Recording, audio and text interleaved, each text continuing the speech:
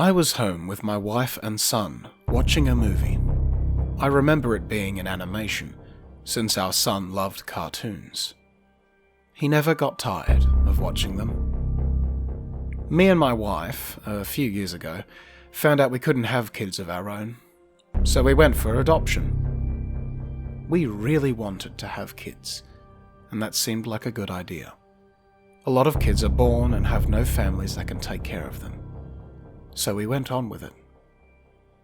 Our son Jack was adopted 2 years ago. He was 8 when we saw him. It was love at first sight. He behaves extremely well and is highly intelligent. The perfect son. But today I am here to talk about my wife and what lately has been happening around the house. Very strange things have been happening. Some people may think me crazy, but you will be the judge of that.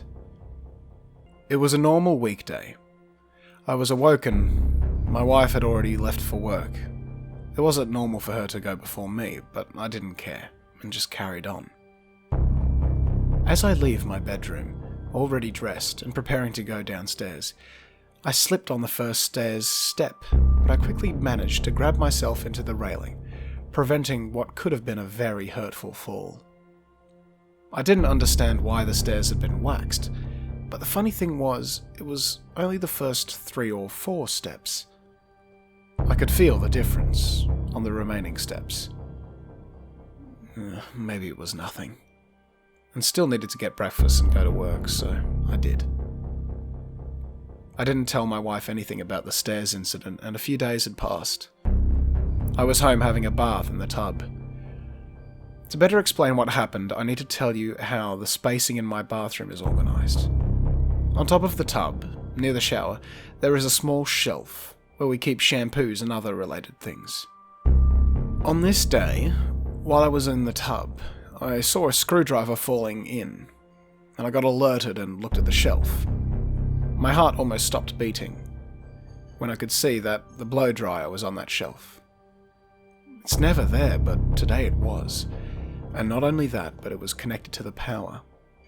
I start getting up when I see the shelf leaning towards the tub, and it falls inside the tub, creating an immediate short circuit. Luckily I got out of the tub, but almost died of a heart attack after. How close to dying was I? This couldn't be a mistake. I spoke with my wife later about this, but she didn't really remember putting the dryer there, and much less connected to the plug. Well, it can happen, but I was still suspicious of my wife. She had been acting strange lately, going to work earlier than me and always coming later. Maybe I was just paranoid. To ease my suspicions, I decided to start following my wife after her work. I knew she was going somewhere else. After work, I just needed to find out. I had a very bad feeling. The day I decided to follow her, my suspicions were confirmed. After work, I saw her entering a motel room. I stayed outside, waiting to see if someone was entering, but for 1 hour, no one entered or left. I stayed a while longer, and 5 minutes after, I see a man coming out of the room. My suspicions were confirmed. I felt devastated. I believed now she was trying to kill me and get me out of the picture. I couldn't believe it. But I needed to calm myself down before going home. When I arrived home, I went directly to my wife and confronted her with what I had seen. She denied she was having any affair. I told her I saw her, but it didn't matter. We had a huge fight until someone stabbed her in the back. The blood splashed across my face. Time froze.